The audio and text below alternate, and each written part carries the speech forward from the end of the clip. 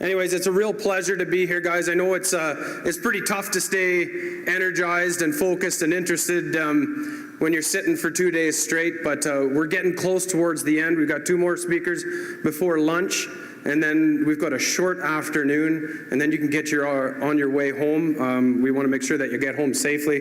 Heard some reports of freezing rain, so we'll make sure that we're out of here quickly. So thanks so much for coming to the conference. I think that so far we've been bombarded with a lot of information, and overall our objective is to incur a significant amount of cognitive strain on yourselves. You got to make sure that your eyes are crunched up and you're confused and you're asking questions, because this is really our job. We want to make sure that we're taking an objective look at all of the information out there and demonstrating all of the neat, innovative ideas that are out there so that you can go home and become brilliant and amazing farmers and agronomists that I know you all are.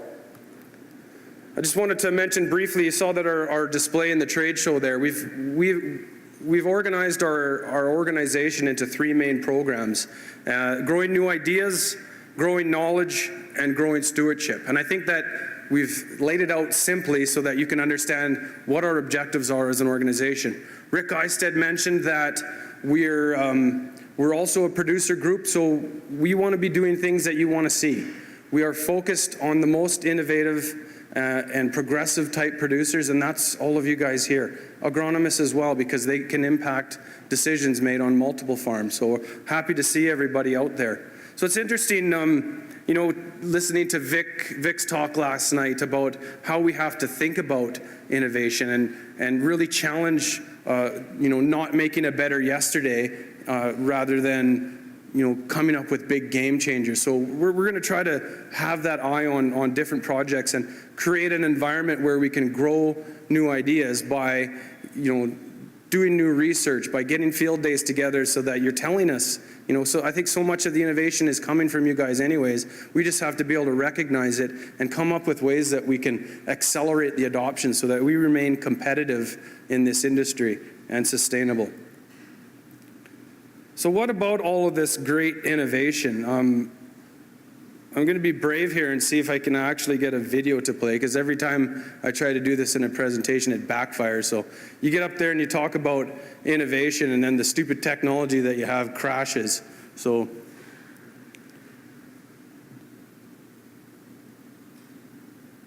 I'm going to move it along here. Took 30 seconds to load. So this fella, he got his auto steer and he doesn't know what to do with himself. I just saw this the other day and I got a kick out of it.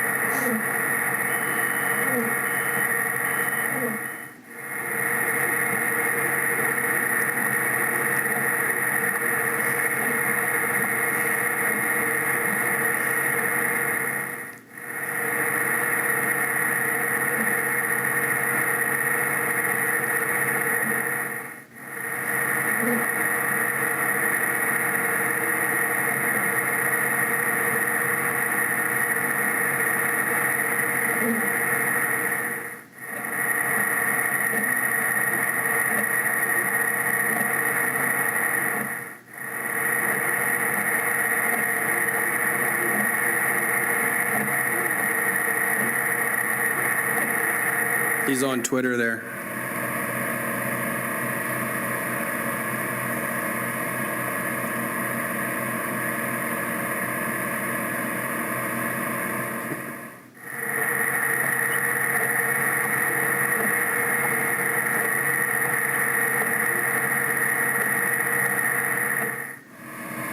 This one's my favorite.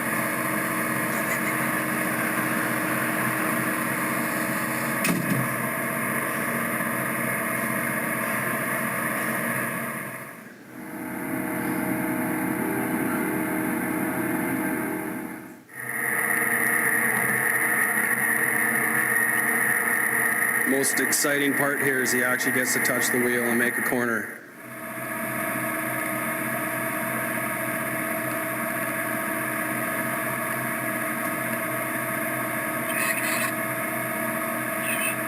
Anybody know this guy?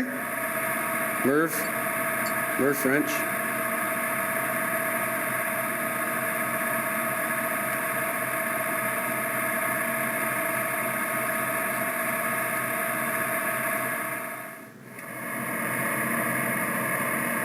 Well, it goes on and he plays a little bit longer, but seeing as it took 30 seconds, it's kind of interesting. We get this, we get these new innovations and then we don't know what to do with ourselves, but interesting perspective that to me that, you know, auto steer and precision ag, we kind of think of that as a game changer, but we're really struggling on how to take it the next step. And obviously I think, you know, Merv probably could have been doing a little more constructive things in the tractor there, like doing some market research or basically anything other than what he was doing.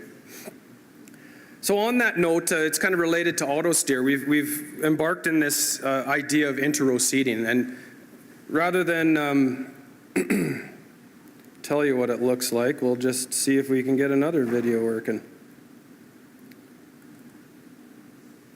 A lot of folks, you know, trying to justify the advanced subscription. So when you move to an RTK system, there's an added cost, probably in that range to $10,000 to $12,000 to get that sub-inch accuracy. So what we're looking at now is basically what we want to try avoiding. This is a whole opener, stealth paired row opener, really going right on top of last year's stubble row. And then partway through the video here, we'll veer to the middle and we're back sort of seating right in between that stubble row. So a lot of people are sort of interested in this idea because when you're out, you know, scouting your fields, you can actually notice, especially in things like canola, that if you look at spots where it was seeded on top of the row, it's a little bit, you know, stunted, maybe a little less green, maybe not enough as much plant count. So we put together some studies to try to understand really what are the benefits of seeding in between the rows. There's a lot of intuitive, good logic to doing it, but there's also no proof. So this is the difference between intuition and real logic, and that's what we were hoping to sort of shed some light on a few research projects. So we had an advanced subscription on our tractor, but we still relied on Toby there to sort of make sure that we're seeding our plots. You can see that one spot, that's what happens when it goes on row. Here I am pointing to the screen like you can see what I'm pointing at. But did a pretty good job of actually affecting seeding in between the rows, especially if we had seeded onto stubble that was seeded last year with auto steer, and that we tended to try to use the A+ lines instead of AB lines, so we're using the 360 degrees to line things up accurately. We had a really good success doing inter-row, even when we didn't really try. And then we took a look at this with two different openers. So the first two that I showed you were the stealth paired row opener, and this one is a pillar laser disc opener. You can see that the size of the opener itself basically fills the whole space in between the row. There's a disc in the front and kind of a hoe in the back. Much lower disturbance than the stealth row, but you know, quite a different opener. Has independent depth control.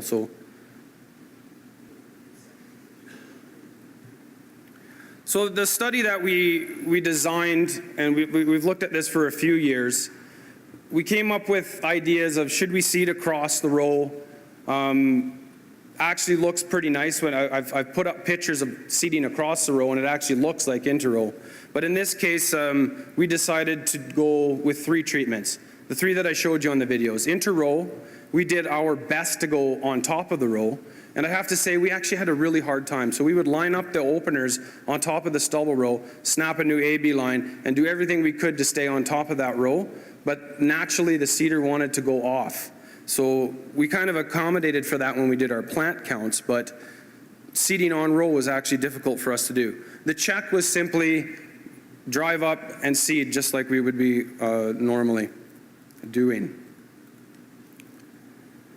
Our results from 2010 were actually rather interesting. For 2011, you'll notice that we had a much lower plant population whenever we seeded on top of the rows. In this case, it was a 9% reduction compared to the check and a 13% reduction compared to the between row treatments. That was a statistical significant difference. So you think about, you know, if we could save on 10% of your seed costs, that might be pretty significant considering the cost of canola these days. 2012 repeated the experiment and actually saw even a more dramatic result. In this case, we were down to about 5 plants per square foot, which was a 42% reduction compared to the Czech, 38% difference compared to the interrow. Now, how many of you would think that that actually would translate into a yield difference? Show of hands, do you think that we're going to have a lower yield? Do you think I'm baiting you? Yes. I'm priming you. Over the 2 years, we saw no significant difference in yield. And a lot of that has to do with the fact that we're planting a lot of canola, and we had good plant stands. Even 5 plants per square foot isn't that low when you think of the plasticity of canola. So the folks, doing the controlled traffic stuff and the Australian Robert Ruwald, when they're doing their interrow seeding, they're doing it on wide row spacing, and they're down to £1 pound per acre. So until we get to a point where our plant stands are so low that it's going to affect yield, we haven't really seen a significant yield impact, and it makes sense. But, I think the overall learning is that we don't want to seed on top of last year's stubble row. And that's kind of common sense, and we've confirmed it with some numbers. What we did find that was interesting, that was something that we weren't looking for, and if you were around for Vic's presentation, this was that whole standing under the light analogy. Where we did see significant yield differences was between the hoe and the disc, and this wasn't really what we were studying. This just sort of happened. So in 2011, we had a 16% yield boost on the disc opener compared to the hoe, and in 2012, we had an 8%. Now that's a truly significant and impactful result. And I think a lot of it has to do with that independent depth control and lower disturbance type side of things. So kind of a neat example of when you're really focused on one thing that you're missing the low-hanging fruit somewhere else. Okay, I was going to do a little experiment here. Could I get everybody to close their eyes right now? Everybody close your eyes. Close your eyes. Now stick your tongue out. And go like this. Hey, I didn't hear anyone do it. Okay, 3 people know what it's like to do night spraying now. Congratulations. So this is an interesting project, and it's also revolved around this precision agriculture. Now guys, we have auto steer, we've got high clearance sprayers, and it so happens, that it's windy in southern Alberta, so guys are, trying out this idea of spraying at night. Hopefully they do their boundaries, and hopefully they know where their sloughs are, but a number of farmers are spraying at night. And we were getting, lots of people questioning this, and we put together a demonstration at our field school just to discuss this idea. And a lot of people were quite interested because, again, intuitively, spraying at night in many senses does make sense. Cooler temperatures, less wind, higher humidity, longer dry down time for the chemical, maybe will give you a better absorption into the plant.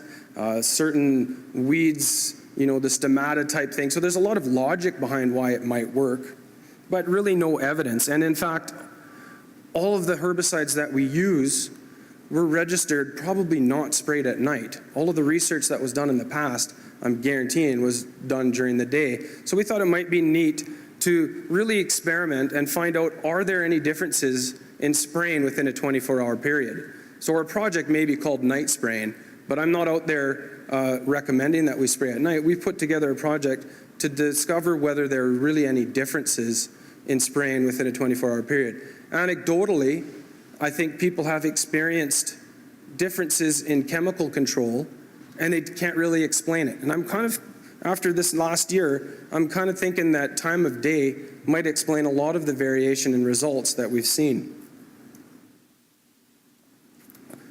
So this is the weather from a 3-4 day period around one of our spray applications.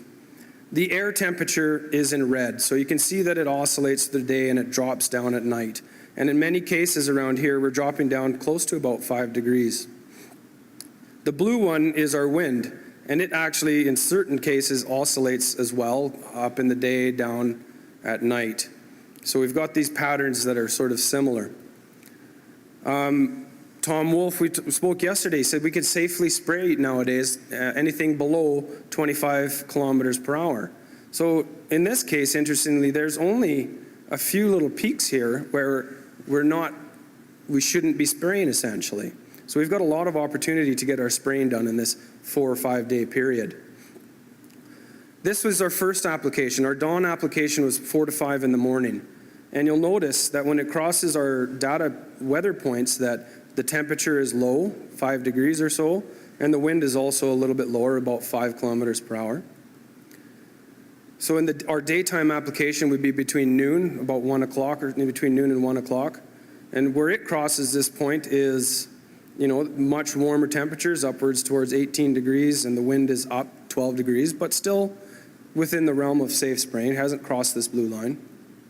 And our night application, you can see that it hasn't had the opportunity to drop back down to those cool temperatures quite yet. So that's what we're looking at in our pre-seed burn down applications. And as well, we had a number of trials in our in-crop. So different sets of environmental conditions. And we're hoping to, first of all, we were wondering if we were going to see any differences at all. We tried to do as many groups of herbicides as possible. We wanted to see specifically, are there differences in the type of chemistries that we're looking at? So we actually separated out the tank mixes, like from heat and clean start and pre-pass, and sprayed them on their own because we didn't want the influence of the glyphosate to, we wanted to be able to distinguish the two, and then glyphosate on our own. In these cases, we sprayed at 3/4 of the label rate, because quite frankly, products are registered to work well under all environments. We wanted to be able to see if the time of day had an influence. And I mentioned those 3 times there. So throughout all of our evaluations, keeping in mind this is very preliminary, we've run some stats, but we haven't had a good chance at analyzing this. What really struck me as amazing was the effect, or the treatment effect of the time of day within a 24-hour period. So in this case, all of the daytime applications in the pre-seed burn down were significantly better than both day or early morning and at night. Because this struck me as something really cool. Because what do we do around here? We get up early and we spray.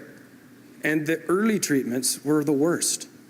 So it's something, we didn't know what we were looking for. And this was a visual rating. When we went and looked at the biomass, so this is a quantitative measurement, the results were confirmed there as well. So in this case, all of our early applications had the highest amount of weed biomass. So that's essentially putting down 1/4 meter squares, cutting out the weeds, and weighing that. So after looking at this, I'm like, what the heck have we been doing? We're spraying early in the morning, and we're sacrificing 20% control. And 20% control is going to translate into yield. When we move to the in-crop trial, this is a complicated table, but the point is that we've just picked as many different types of groups. Different chemicals behave differently. There's contact, there's systemics, and so forth. So we've got a broad range of groups, and we've got 4 crops: Liberty and Roundup canola, peas, and wheat. Everybody's probably heard you're supposed to spray Liberty in the day.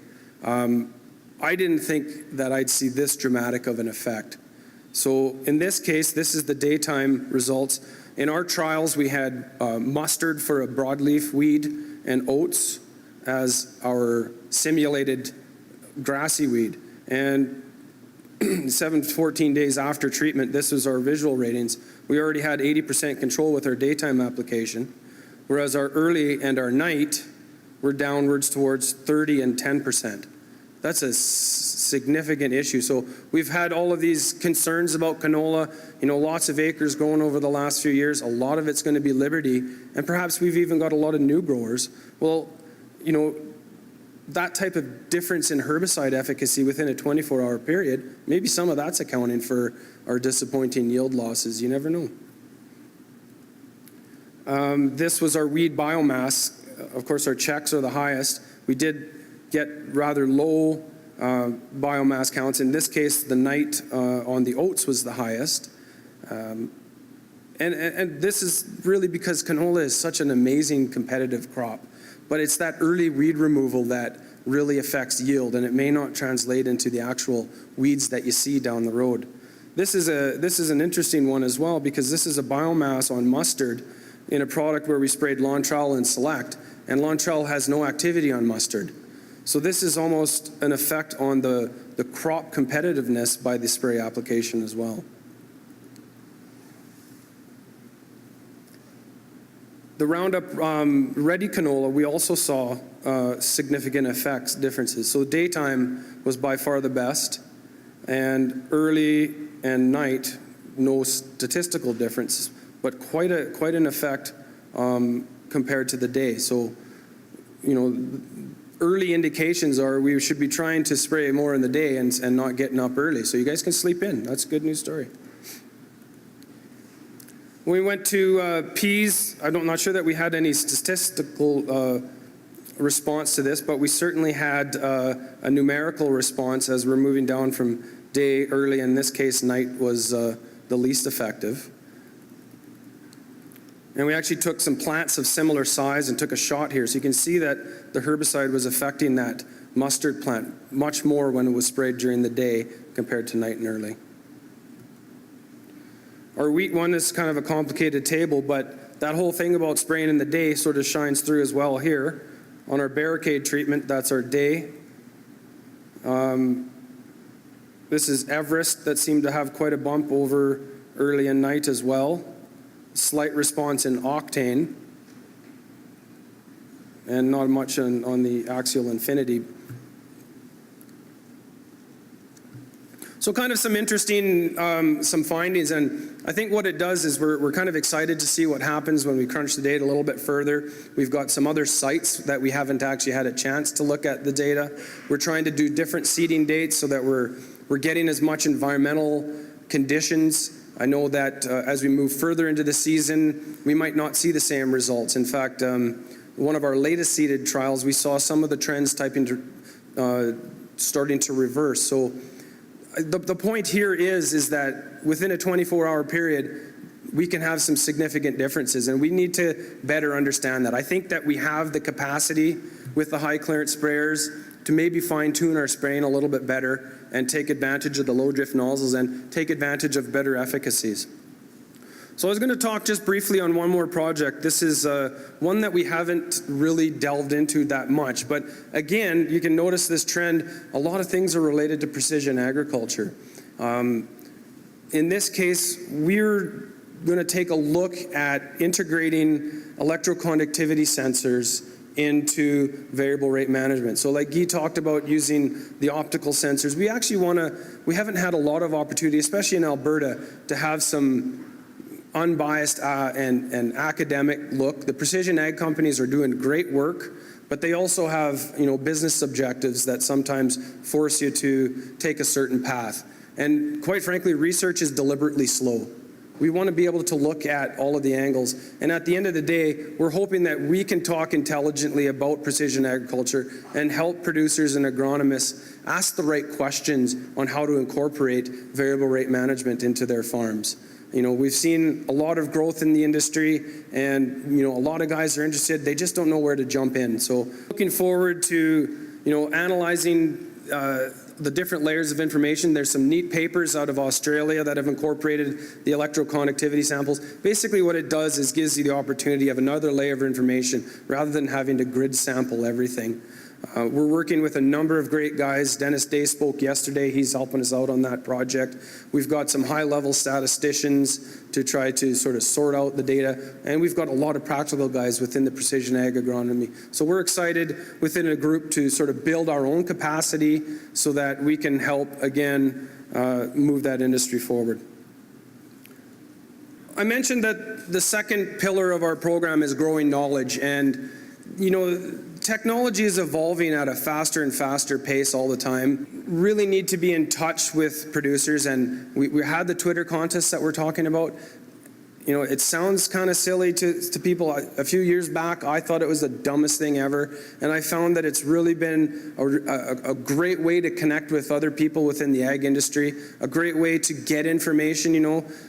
Rick Talley with the Canola Producers Commission, they actually are making predictions that it's going to be the #1 source or way to communicate with farmers in the future. And if you think back to Merv back there driving the tractor with the auto steer, he probably had some time to be on Twitter and to be having conversations and thinking about inter-row seating or whatever it may be. You have that opportunity to connect with the world in such an amazing way. So we're really trying to expand and improve the ways that we're communicating with producers. This is our new website that we're launching. We're going to have videos and stories and online content so that you can access this information with your smartphones while you're in that auto steer tractor. We're going to try to keep you up to date with all of our projects right from the field. So we're going to manage our website with our own smartphones. And we're going to be out there, if we see something going on, like, oh, we've got wheat midge here, we're going to take a picture, send it to our website, send it to Twitter, and in real time, with a GPS connection, you could be 3 miles down the road and say, holy, somebody just identified wheat midge here, I might want to check my field. So the power of the technology and the GPS and the social media is absolutely amazing, and we want to make sure that we're going to keep our producers on the leading edge. So I guess when it comes out of it, if you guys don't have smartphones and if you're not delving into this, this is something that I think you'd like to take a look at. We've got our online magazine as part of the website so that you can read articles on our projects and other people's projects. The crop cam Mike mentioned, this is kind of a neat thing where we're hoping that we can do crop virtual tours. So we've got a 360-degree pan tilt zoom camera mounted. It's got Wi-Fi. We can actually load into it, steer the camera, zoom in to plant leaf surfaces and look to see what stage we're at, to see if there's any insect damage. So you can sit in Hawaii and check up on your farm, and really, really cool technology with the digital cameras. We're launching a Farming Smarter TV, so we're going to have weekly video updates on sort of our experiences and information that's out there. So I encourage you to check it out, farmingsmarter.com. Annual meeting for us is at Ag Expo. I'd love to see you out there. We're going to try to have a few good speakers there. You come, you get another free breakfast, and first 50 people get a free pass to Ag Expo. So with that, thank you very much. I hope that you've picked up something that you can use moving forward, and we really look forward to hearing from you, because we value that, and we want to make sure that we're doing good work that you guys appreciate. So thanks a lot, and have a safe trip back.